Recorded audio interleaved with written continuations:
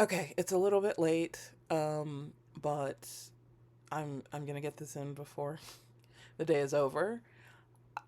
I'm gonna try and make it a little bit short-ish, but there are two things I want to address. One, I talked a little bit about being, fear in the last video, and how many people's approaches to dealing with fear are masculine in their approach from a spiritual place, not a gendered place.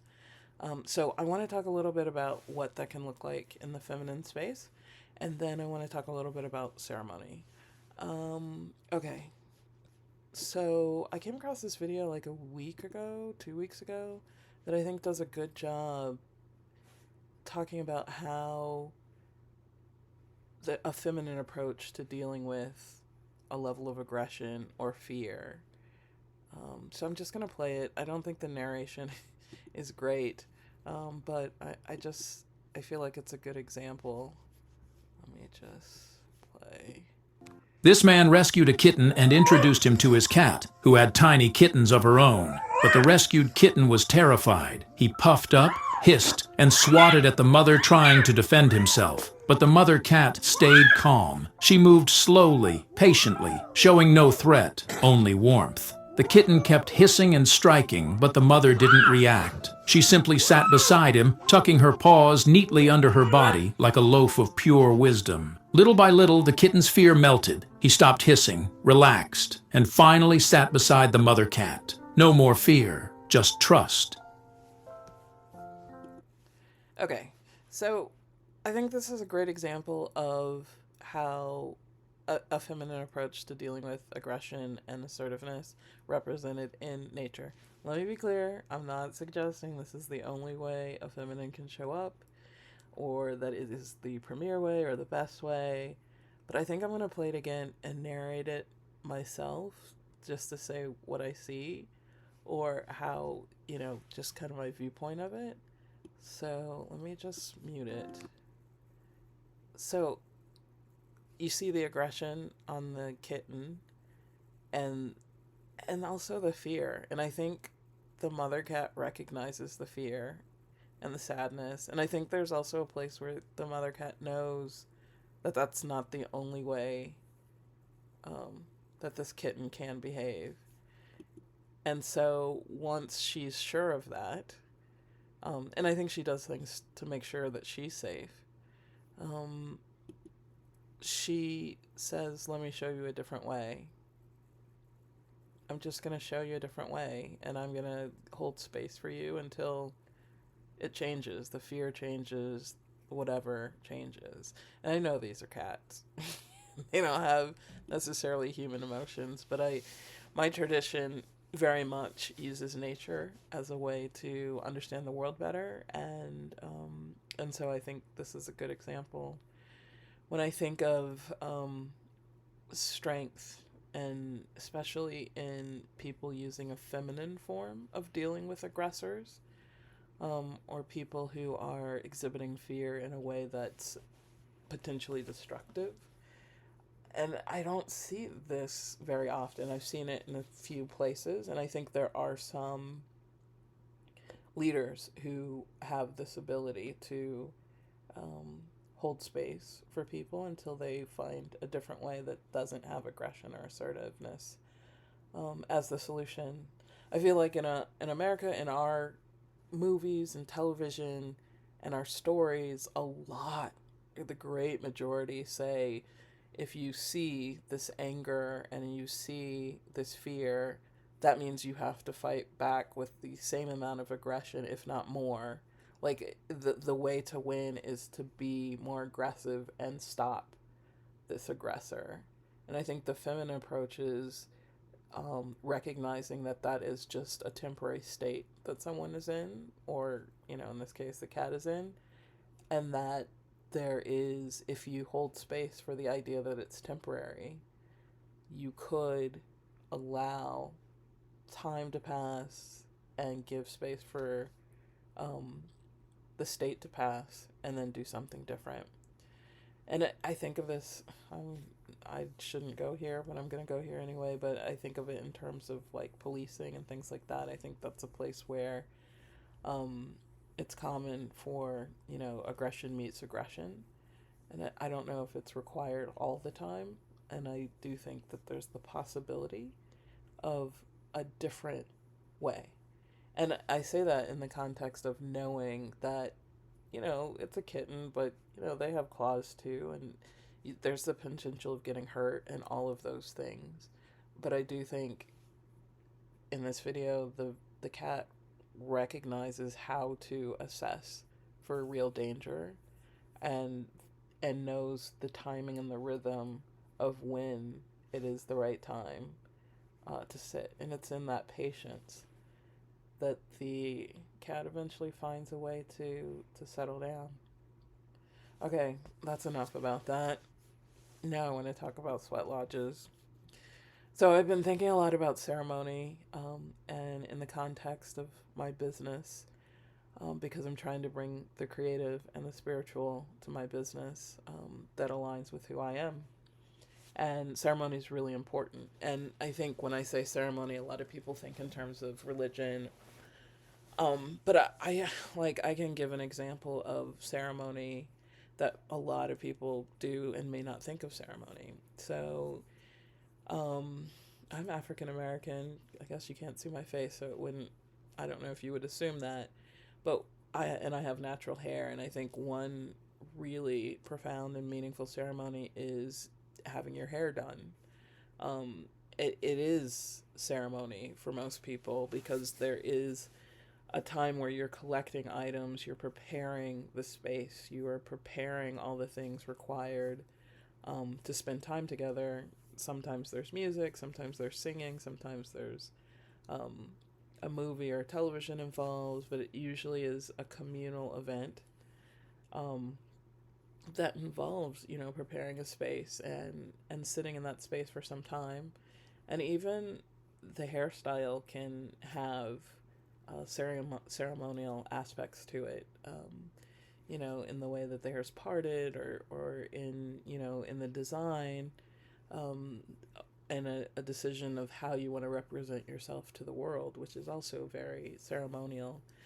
And, I will also say, because I've sat to get my hair done on a lot of occasions, and when it's over, when it's finished, there is absolutely a sense of, accomplishment. And and there could have been pain during the process, there was moments spent, but when it's over, there's a sense of release and maybe celebration, and just like an understanding that, I believe that there might be more closeness between, the two people, and that it can be sacred.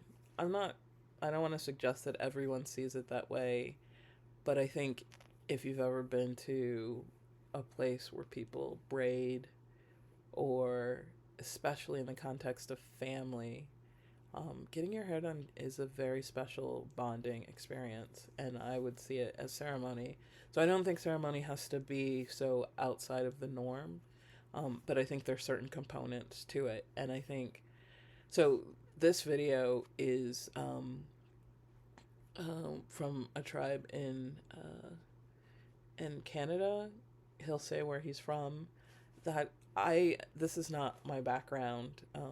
I am not Native. Well, I'm part Native American, but I don't know all the details. But I did study with a Lakota. I don't think she was a Lakota medicine woman. I'm pretty sure she would identify as a medicine woman for a couple years, and I sweat with her, and others over the course of those 2 years. And so this video does have elements of like what's important to ceremony in the space of sweating. So yeah, again, I'm just doing this for but anyone who wants to come along and learn, it's great. But I'm gonna play parts of this video. Danse du temna ok. Bomi negi de teacher gavne tishi gasen. Boska akni noche. Here go, Wilfred Buckney Tishi. Greetings, my relatives. My name is Dreamkeeper. And I'm also called Wilfred Buck from Papaska Cree Nation in north central Manitoba.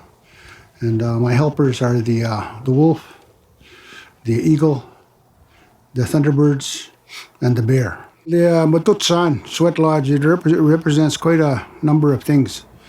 First of all, the Sweat Lodge is a place where we go for healing, for centering ourselves, for finding out who we are and where we belong and where we come from. The word Sweat Lodge comes from the Cree root word, which is Maato, and Maato means to cry. So Matutsan is the Crying for Pity Lodge, and it's a place where we go to cry for pity for our relatives, our young people, the homeless ones, the helpless ones, the sick ones. And and it was given to us through a little boy named Asiniawas, a stone child. He was the one that went out and fasted for 7 days. And he's the one who received that dream and that sacred ceremony, which he brought back to the people. During a time such as this, when people were sick, when people were scared, when people were hungry, when people were weak, when people were tired. So I'm gonna just stop there because there are lots of different ceremonies that can happen in Sweat Lodge depending on the culture and the situation.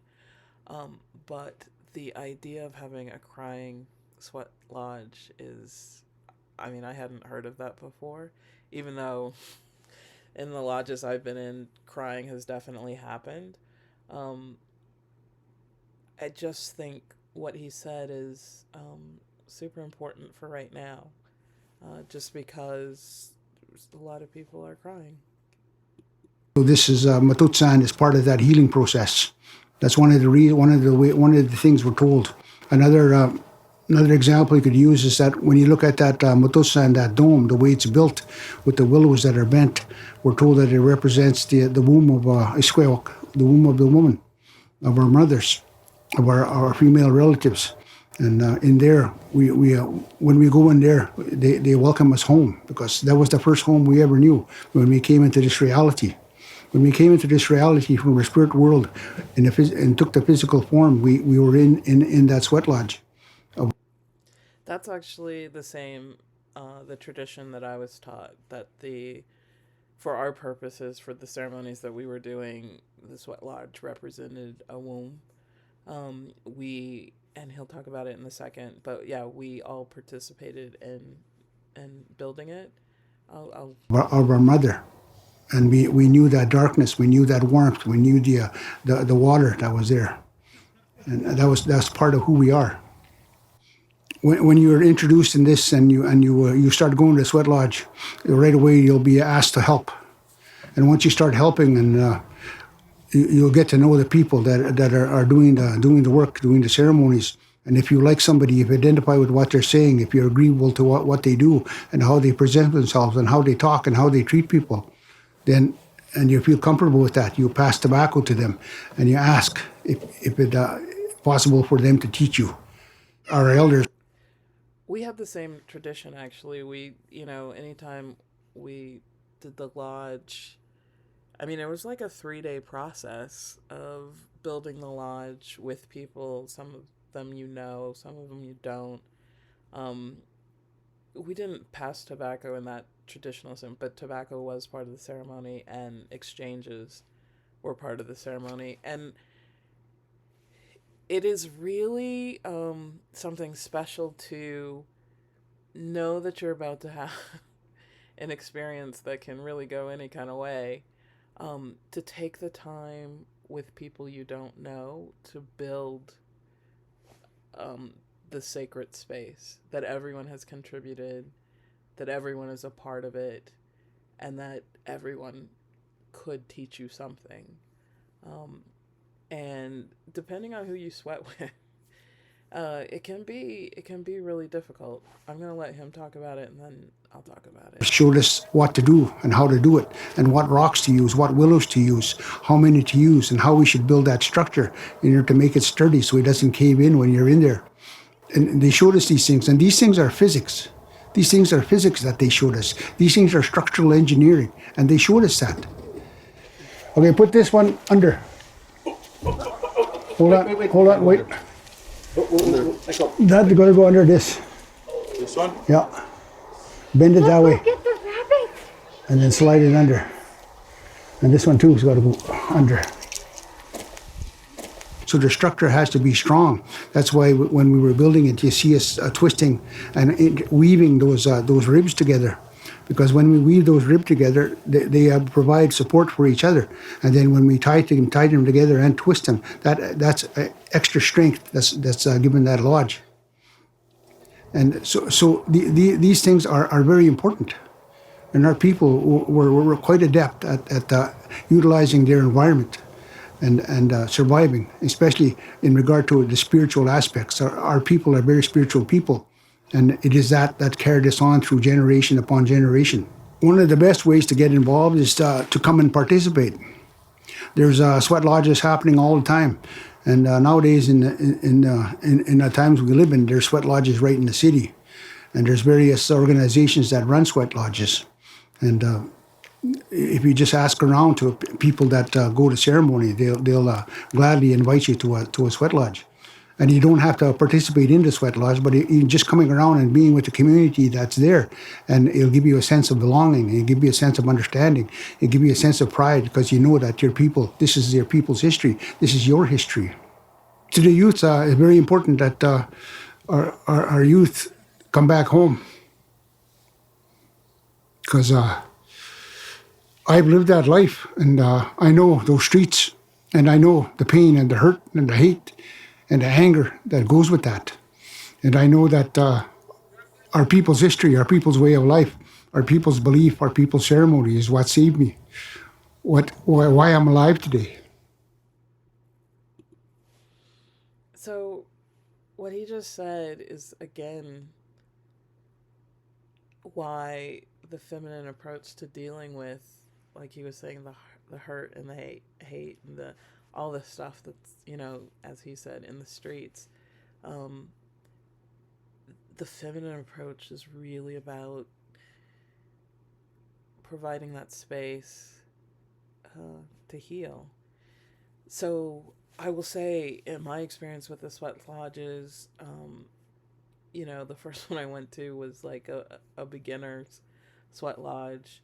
And, you learn the ceremony, you learn the background, you learn some of the songs, some of the prayers.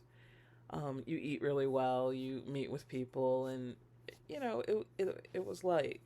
By the time I started going to the more advanced lodges, by invitation, it's rough because it can be hot. The medicine woman I was working with had, she decided when people drank, when people didn't.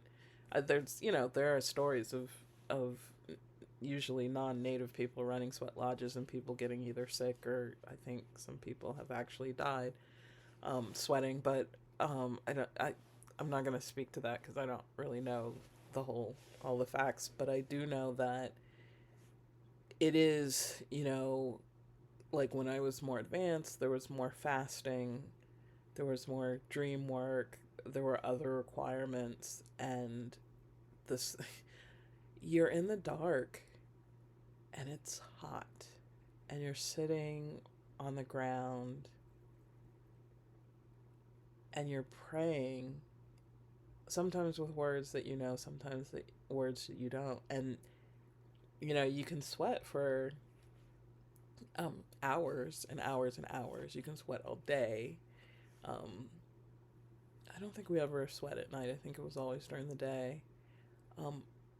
But it is the experience of it's not something that you would experience in the Western world the way technology is, where you are sitting in absolute pitch black dark with a temperature that you're not used to, with a whole group of people for a long period of time, and kind of suffering, because it's really, it can get really hot. Like when I did my first one, she didn't keep it that hot.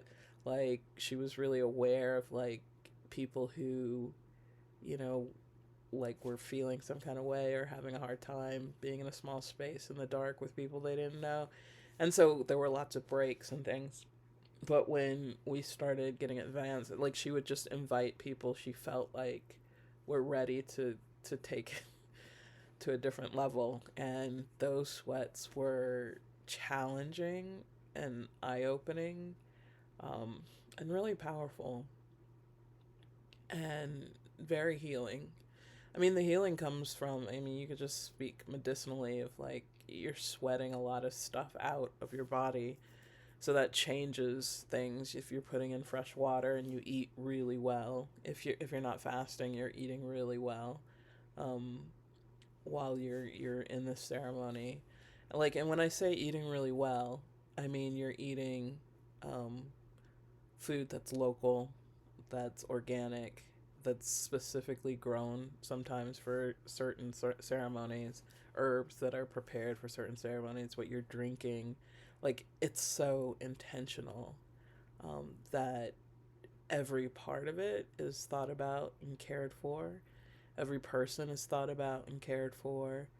And I think that is the part that makes ceremony so powerful and why it's absolutely appropriate to be applied to business, because you do, I think there's something to be said for treating people well, one, preparing the space for people to be safe and nurtured, with whatever you're offering, but then also giving it to them in a way that they really, are nourished by it. And so, as I'm thinking through this ceremony thing, and especially in the context of helping people with food, ceremony is absolutely important, absolutely appropriate, and actually, most meals are ceremony anyway. Like, we don't do a lot with intention, I think, in America for most people. But when you start to interject that intention, how you eat and what you eat changes. It just is. That's how it works. All right, I think that's all I've got to say. I guess this was really about feminine approaches to healing. And that may be what the business is really about. Okay, great. Thanks.